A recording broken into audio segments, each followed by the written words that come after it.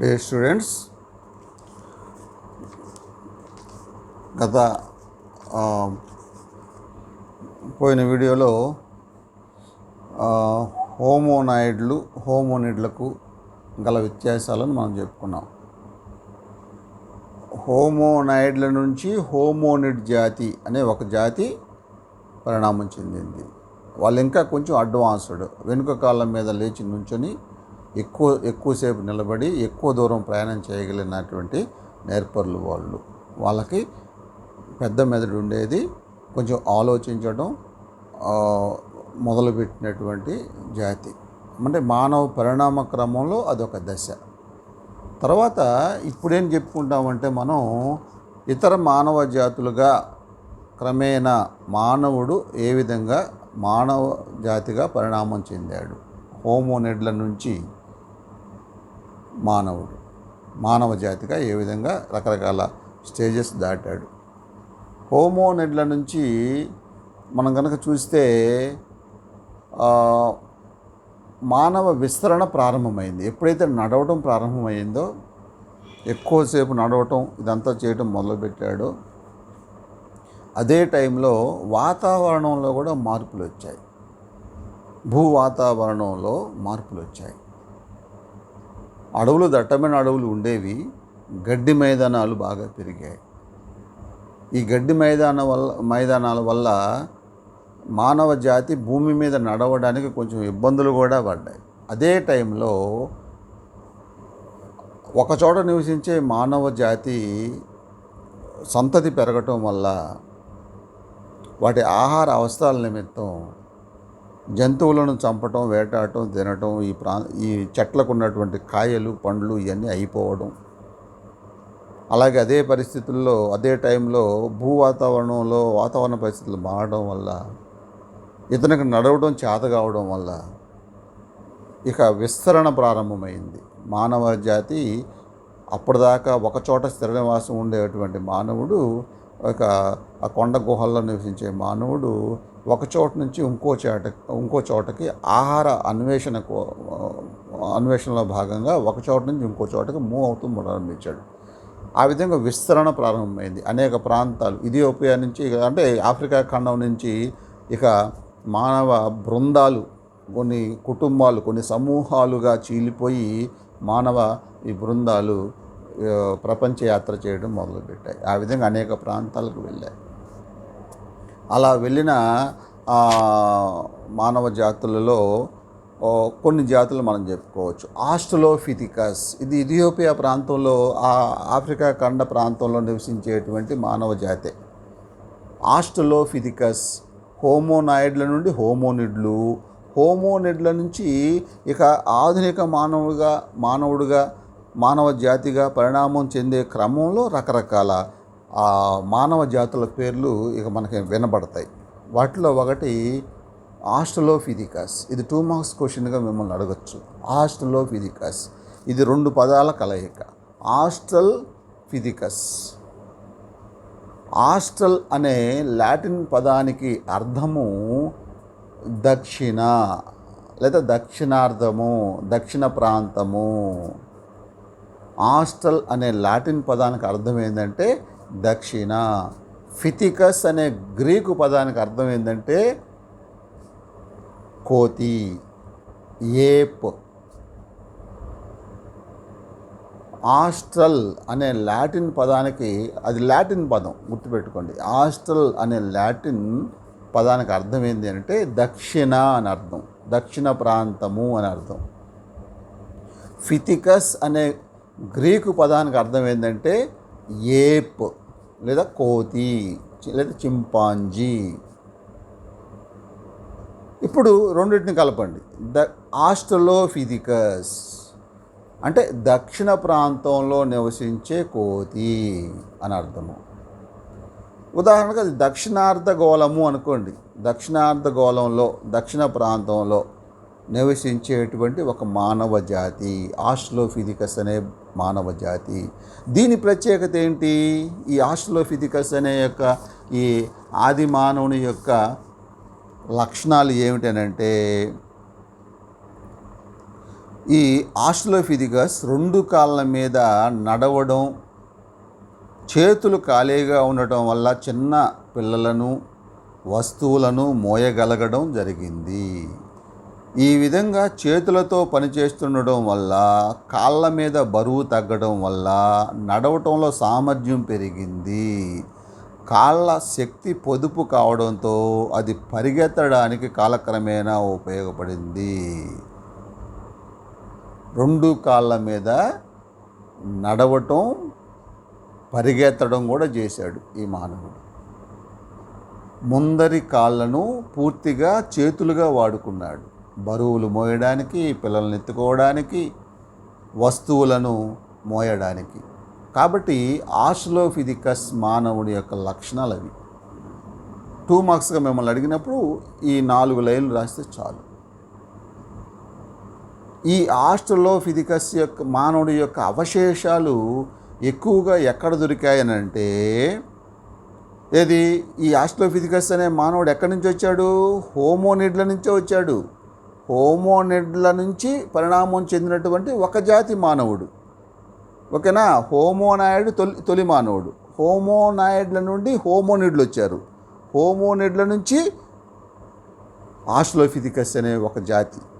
ఎక్కడ వీళ్ళు ఎక్కువగా నివసించారనంటే, వీళ్ళకి సంబంధించినటువంటి అవశేషాలు టాంజానియా, ఆఫ్రికాలోదే, టాంజానియాలోని లాటిలో అనే ప్రాంతంలో, అలాగే హదార్ అనే ప్రాంతంలో వీళ్ళ యొక్క ఎముకలు దొరికాయి. అలాగే ఇథియోపియా ప్రాంతంలో వీళ్ళ అస్థిపంజరాలు దొరికాయి, ఎముకలు దొరికాయి. 2 కాళ్ళ మీద నడవడానికి సంబంధించిన ప్రత్యేక ఆధారాలు దొరికాయి ఇథియోపియా ప్రాంతంలో. కాబట్టి టాంజానియా, ఇథియోపియా ప్రాంతాల్లో, ఆఫ్రికా ఖండంలోని టాంజానియా, ఇథియోపియా ప్రాంతాల్లో ఈ ఆస్ట్రలోపిథెకస్ మానవుడి యొక్క అవశేషాలు దొరికాయి. ఇది 2 మార్క్స్ క్వశ్చన్గా వస్తుంది. ఈ ఆస్ట్రలోపిథెకస్ ఒక వర్గ మానవుడైతే, హోమోనిడ్ల నుంచి పరిణామం చెందినటువంటి, పరిగెత్తడం నేర్చినటువంటి, బాగా వేగంగా నడవగలిగినటువంటి ఒక జాతి మానవుడు ఆస్ట్రలోపిథెకస్ అయితే, మళ్ళా ఈ ఓమో అంటున్నాము, ఇథియోపియా ప్రాంతంలో ఆ ఓమో ప్రాంతంలో ఇంకా హోమో వర్గానికి చెందినటువంటి అనేక మంది మానవ జాతులు నివసించాయి. వాటిల్లో హోమో వర్గానికి చెందినటువంటి మానవ జాతులు ఎవరనంటే హోమో హాబిలస్.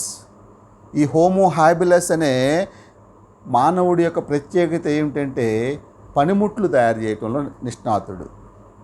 ఏ పనిముట్లు? రాతి పనిముట్లు.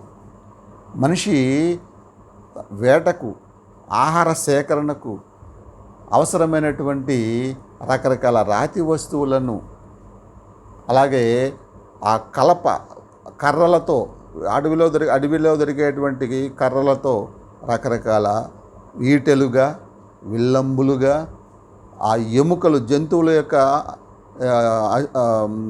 మాంసం తినగా ఎముకలు ఉంటాయి కదా, ఆ ఎముకలతో రకరకాల ఆయుధాలుగా, వస్తువులుగా, ఆ వస్తువులు చేయడంలో, పనిముట్లు తయారు చేయడంలో నిష్ణాతుడు హోమో హాబిలస్ వర్గానికి చెందినటువంటి మానవుడు. అలాగే హోమో ఎరెక్టస్ అనే ఇంకొక జాతి. వీళ్ళు నిలువుగా నడిచే వ్యక్తి. హోమో ఎరెక్టస్ అంటే వెన్నుపూస నిటారుగా మారింది. అంటే హోమో ఎరెక్టస్ జాతి మానవుడు సుమారుగా 1,00,000 క్రీస్తు పూర్వము 1,00,000 కాలానికి ఈ జాతి మానవుడు ఆవిర్భావం చెందాడు. రూపపరిణామం కాలక్రమేణా అలవాటు పెరిగిపోయి, నడవటం, పరిగెత్తడం పెరిగిపోయి, ఇక వెన్నుపూస నిటారుగా నిలబడటం ప్రారంభమైంది 1,00,000 సంవత్సరం వచ్చేటప్పటికి క్రీస్తు పూర్వం. హోమో ఎరెక్టస్ మానవుడు నిలువుగా నడిచే వ్యక్తి. ఆఫ్రికా, ఆసియా ఖండాలలో ఈ వర్గ మానవుడు సంచరించాడు. తొలి మానవుడు. ఓకేనా? ఆఫ్రికా, ఆసియా ఖండాలలో. ఓకే. Next homo sapien. ఈ హోమోసేపియన్ వర్గ మానవుడు తెలివైన మానవుడు. ఈ మనం హోమోసేపియన్ వర్గానికి చెందినటువంటి మానవులమే ఇప్పటికీ. కాబట్టి మరి హోమోనాయిడ్లు,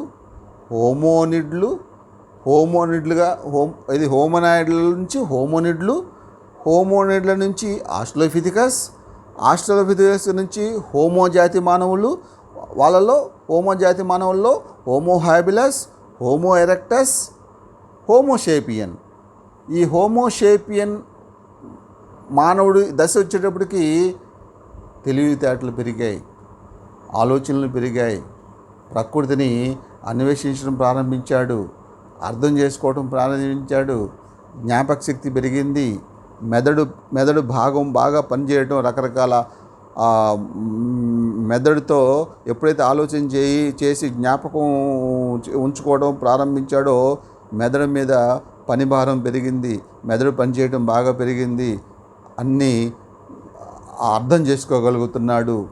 ఒక్కొక్క పనికి ఒక్కొక్క సౌండ్ని, అర్థాన్ని సూచించే విధంగా, అవసరాన్ని సూచించే విధంగా రకరకాల అరుపులు, రకరకాల సంజ్ఞలు, రకరకాల సంకేతాలు ఇవ్వడం ప్రారంభించాడు తెలివైన మానవుడిగా, ఆనాటి ఆధునిక మానవుడిగా. అట్లాగే మానవ విస్తరణ పెరిగిందని చెప్పుకున్నాం కదా. ఈ మానవుడు రకరకాల ప్రాంతాలకు తన అవసరాల నిమిత్తం గుంపులుగా అన్వేషకులుగా, ఆహార అన్వేషకులుగా వెళ్ళి స్థిరపడటం ప్రారంభించారు. కాబట్టి ఇక అక్కడి నుంచి ఆయా ప్రాంతాల్లో నివసించే మానవుడికి ఆయా ప్రాంతాలను బట్టి పేర్లు, ఆ జాతి మానవులుగా పేర్లు వచ్చాయి. ఉదాహరణకి జర్మనీలోని హెడెన్బర్గ్ అనే ప్రాంతం ఉంది. ఆ ప్రాంతంలో నివసించిన మానవుడిని హోమో హెడెన్బర్గనీస్ అని పిలిచారు. జర్మనీ ప్రాంతంలో హెడెన్బర్గ్ అనే ప్రాంతంలో నివసించిన ప్రాచీన మానవుడిని హోమో హెడెన్బర్గీస్ అని చెప్పి పిలిచారు. అలాగే జర్మనీలో నియాండర్తల్ అనే ప్రాంతం ఉంది. అదొక లోయ, నియాండర్తల్ లోయ అంటారు. ఆ లోయలో సమృద్ధిగా నీరు దొరుకుతుంది, సమృద్ధిగా వాటర్ రిసోర్సెస్ బాగా ఎక్కువ ఉంటాయి. ఆ లోయలో ఎక్కడైతే వాటర్ రిసోర్సెస్ ఉంటాయో అక్కడ వృక్షాలు బాగా పెరుగుతాయి, ఆహార లభ్యత ఎక్కువ అవుతుంది, జంతువులు ఎక్కువ అక్కడ సమృద్ధిగా ఉంటాయి. అక్కడ ఆ నియాండర్తల్ లోయలో, అక్కడ జర్మనీలోనే తెలివైన వ్యక్తిగా ఆ నియాండర్తల్ మనిషి జీవించేవాడు. అతని అవశేషాలు అక్కడ దొరికాయి. ఆ జాతి మానవుణ్ణి నియాండర్తల్ మనిషి అన్నారు. నియాండర్తల్ లోయలో నివసించాడు కాబట్టి జర్మనీలో నియాండర్తల్ మనిషి అని పిలిచారు. ఆ విధంగా ఆయా ప్రాంతాలను బట్టి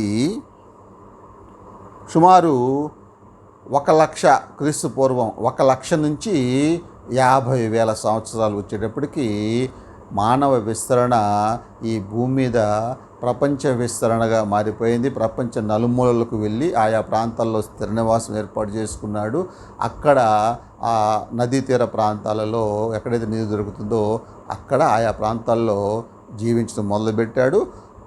అక్కడ వాతావరణ పరిస్థితులను బట్టి, అక్కడ భౌగోళిక స్థితులను బట్టి ఆయా రూపాలుగా మనిషి, ఆయా రంగులుగా, ఆయా లక్షణాలు కలిగి, ఆయా ప్రాంతాల భౌగోళిక లక్షణాలను బట్టి ఆనాటి అక్కడి మానవులు, ఆయా ప్రాంతాల్లో నివసించే మానవ సమూహాలు ఆయా రూపాలు పొందాయి, ఆయా రంగులు పొందాయి. ఉదాహరణకి ఇప్పుడు మనం చూస్తున్నట్లుగా ఐరోపా ఖండాల్లో అక్కడి వాతావరణం, అక్కడ శీతోష్ణ స్థితి బట్టి కొన్ని లక్షల సంవత్సరాల నుంచి అక్కడ మానవులు నివసిస్తూ వాళ్ళ శరీర వర్ణం అక్కడ శీతోష్ణ స్థితిని బట్టి చల్లటి వాతావరణం కాబట్టి తెల్లగా ఉన్నారు.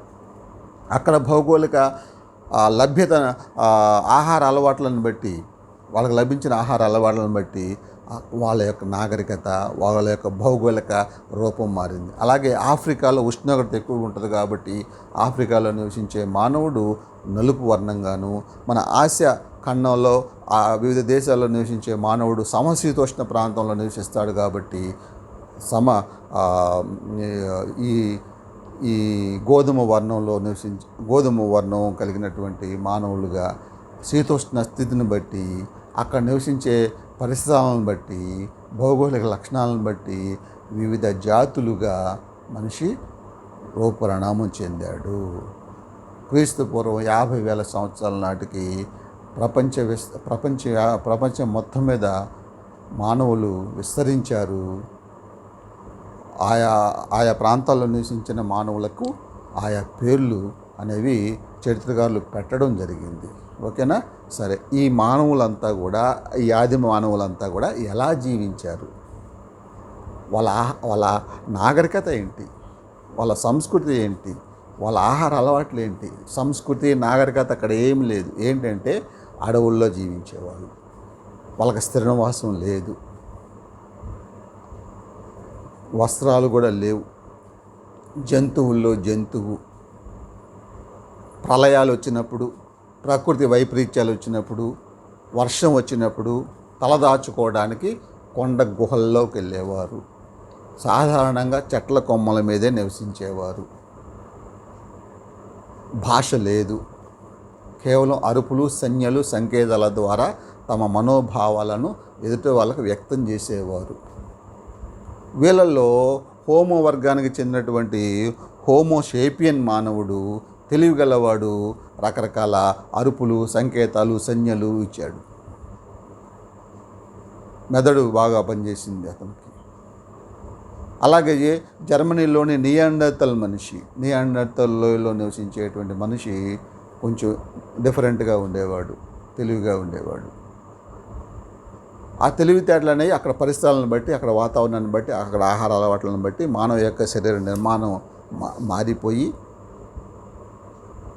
మరి మెదడు చురుకుగా పనిచేయటం మొదలుపెట్టింది.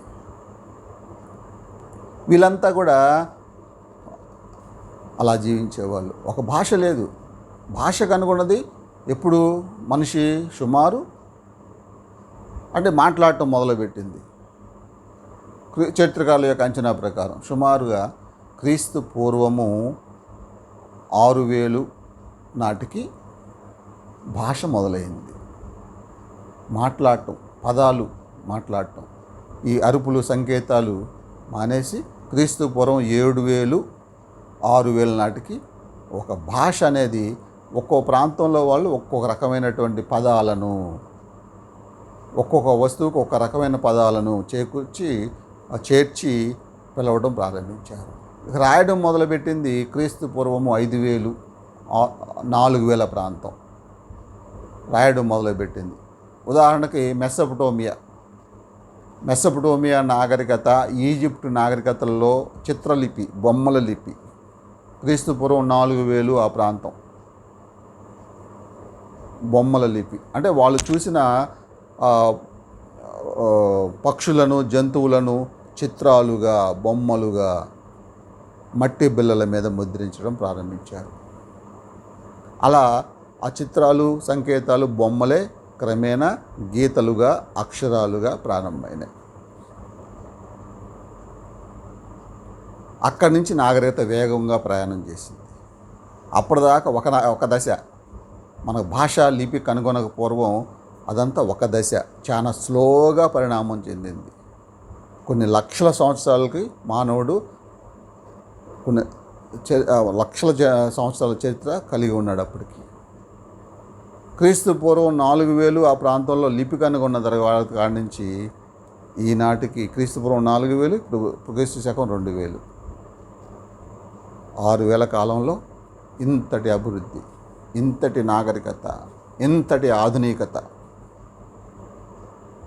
ప్రకృతినే జయించాడు, ప్రపంచాన్నే జయించాడు, విశ్వాన్నే జయించాడు, విశ్వ విజేతగా నిలిచాడు మనిషి.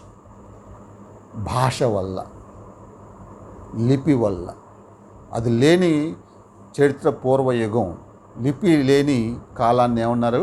చరిత్ర పూర్వయుగం అన్నారు. లిపి ప్రారంభమైన కాలం ఏమన్నారు? లిపి ప్రారంభమైన కాలం కాడి నుంచి ఏమన్నారు? చారిత్రక యుగం అన్నారు. లిపి పుట్టక ముందు చరిత్ర పూర్వయుగం. చరిత్ర పూర్వయుగ నాటి మానవ చరిత్ర కొన్ని లక్షల సంవత్సరాలు ఉంది. లిపి పుట్టిన తర్వాత కేవలం 6,000 సంవత్సరాల కాలంలోనే మనిషి ప్రపంచ విజేతగా నిలిచాడు. చారిత్రక యుగం. ఇది చారిత్రక యుగం. అందుకనే హైమన్ లెవీ అనే చరిత్రకారుడు మానవ పరిణామ క్రమాన్ని ఒక 60 నిమిషాల, ఒక గంట సినిమాగా తీస్తే చరిత్ర పూర్వయుగం చాలా కొన్ని లక్షల సంవత్సరాల క్రితం కొన్ని లక్షల సంవత్సరాలు కలిగి ఉంది కాబట్టి అది 59 నిమిషాలు ఆ మానవ పరిణామ క్రమం, చరిత్ర పూర్వయుగానికి చెందినటువంటి మానవుడి యొక్క పరిణామ క్రమం వివరించడానికి 59 నిమిషాలు పడుతుంది. ఆ మిగిలిన ఒక్క నిమిషమే ఈ ఆధునిక 6000 కాలం నాటికి సంబంధించినటువంటి ఆధునిక మానవ పరిణామ క్రమాన్ని వివరించడానికి సరిపోతుంది అన్నాడు. అంత సుదీర్ఘమైంది ఆది మానవుని యొక్క చరిత్ర, అంత పెద్దది, అన్ని లక్షల సంవత్సరాల నాటిది. మరి వీళ్ళంతా కూడా ఎలా జీవించారు, వాళ్ళ యొక్క ఆహార అలవాట్లు ఏంది? ఇక్కడ 5 మార్క్స్ క్వశ్చన్. ఆహార అలవాట్లు, ఆది మానవుని ఆహార అలవాట్లను వివరించండి. 5 మార్క్స్ క్వశ్చన్. వీళ్ళు ఆహారాన్ని ఏ విధంగా పొందేవాళ్ళు? 4 పద్ధతుల్లో ఆహారాన్ని పొందేవాళ్ళు. 1, ఆహార సేకరణ. ఆహారాన్ని ఏ విధంగా వాళ్ళు పొందారు? మొదటి పద్ధతి ఆహార సేకరణ. రెండోది ఆహారాన్ని పోగు చేసుకోవడం. మూడోది వేట. నాలుగోది చేపలు పట్టడం. ఈ 4 పద్ధతులు గుర్తుపెట్టుకోండి. ఆది మానవుడి యొక్క ఆహార అలవాట్లను వివరించండి అన్న. ఆది మానవుని యొక్క ఆహారాన్ని ఏ విధంగా పొందేవాడు ఆది మానవుడు అనే విషయం కనుక చూస్తే 4 పద్ధతుల్లో ఆహార సేకరణ, ఆహారాన్ని పోగు చేసుకోవడం, వేట, చేపలు పట్టడం. వీటిని వివరించుకోవాలి. మొదటిది ఆహార సేకరణ. ప్రకృతి ఇచ్చినటువంటి కాయలు, పండ్లు, దుంపలు, బెర్రీలు, చెట్ల నుంచి వచ్చినటువంటి, భూమిలో నుంచి తీసినటువంటి కందమూలాలు, దుంపలు, వీటన్నిటినీ సేకరించుకోవడాన్నే ఆహార సేకరణ. ఏరుకొని తెచ్చుకోవడం లేదా కోసుకొని తెచ్చుకోవడం. ప్రకృతి ప్రసాదించినటువంటివి, చెట్ల నుంచి వచ్చినటువంటివి, భూమి నుంచి వచ్చినటువంటివి, కాయలు, పండ్లు, దుంపలు, విత్తనాలు, బెర్రీలు, చెర్రీలు ఏవైనా కావచ్చు, దుంపలు, వీటన్నిటినీ ఏరుకొని తెచ్చేవాడు, తవ్వుకొని తెచ్చుకునేవాడు. ఈ పద్ధతిని ఏమన్నారు? ఆహార సేకరణ. రెండోది ఆహారాన్ని పోగు చేసుకోవడం. అంటే ఏమిటంటే జంతువులు, క్రూర జంతువులు చిన్న జంతువులను వేటాడి కొంత మాంసాన్ని తిని మిగిలిన మాంసాన్ని వదిలేసి వెళ్ళిపోతాయి. లేదా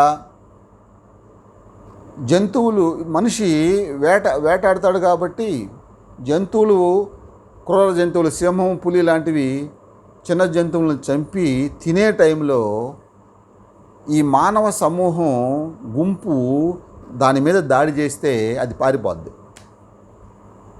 ఆ మాంసాన్ని తెచ్చుకొని భుజించేవాడు. అంటే ఇతర జంతువులు వేటాడి వదిలివేసిన మాంసాన్ని పోగు చేసుకుని తెచ్చుకునేవాడు.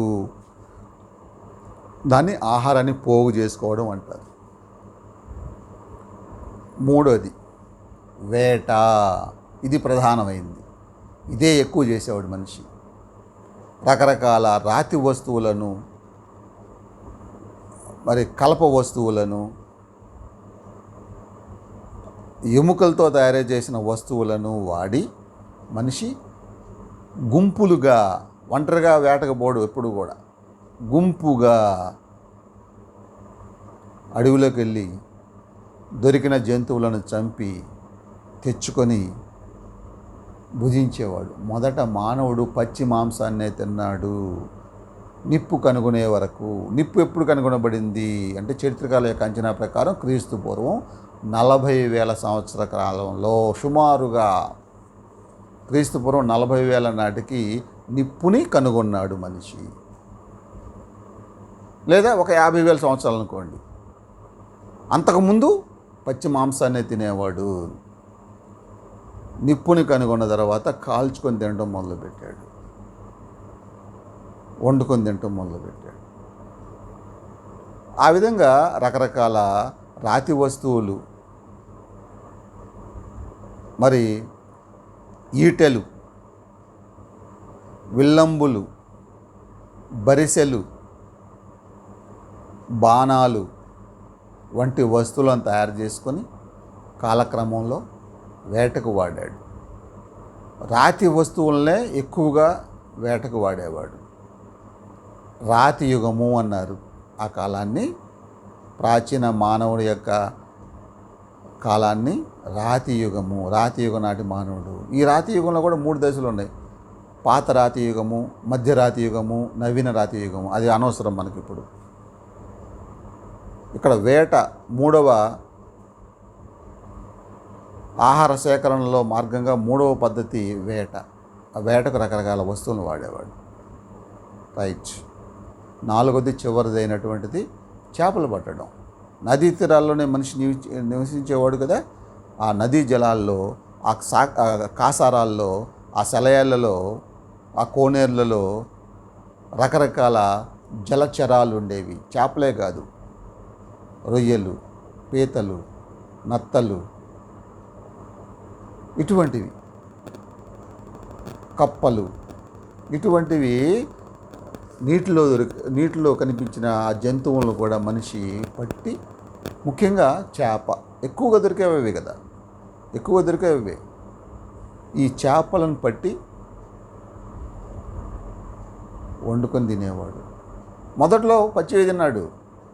నిప్పు కనుగొనక పూర్వం, నిప్పు కనుగొన్న తర్వాత కాల్చుకొని తింటాం మొదలుపెట్టాడు.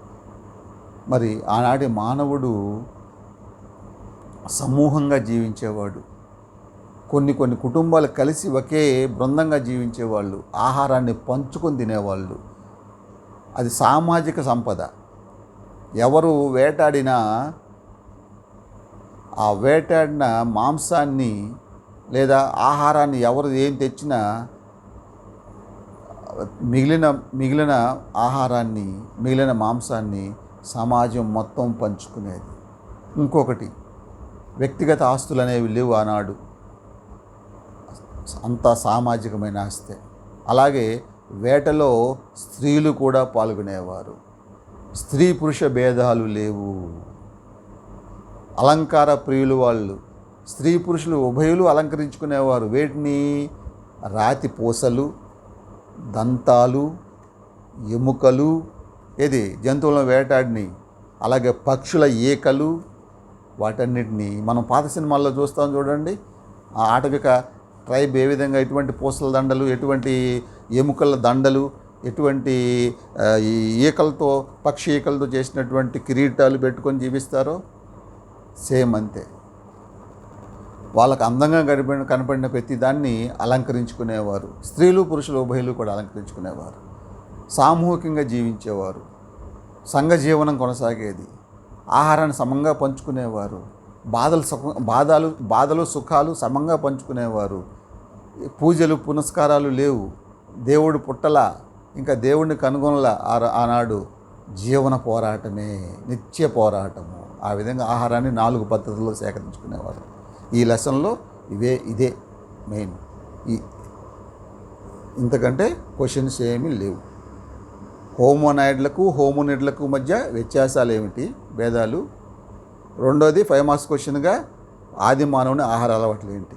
అలాగే 2 మార్క్స్ క్వశ్చన్గా ఏం అడిగారు అని అంటే, మెయిన్గా చూస్తే ఈ లెసన్లో 2 మార్క్స్ క్వశ్చన్స్గా ఆస్ట్రలోపిథికస్ చెప్పా కదా ఆల్రెడీ.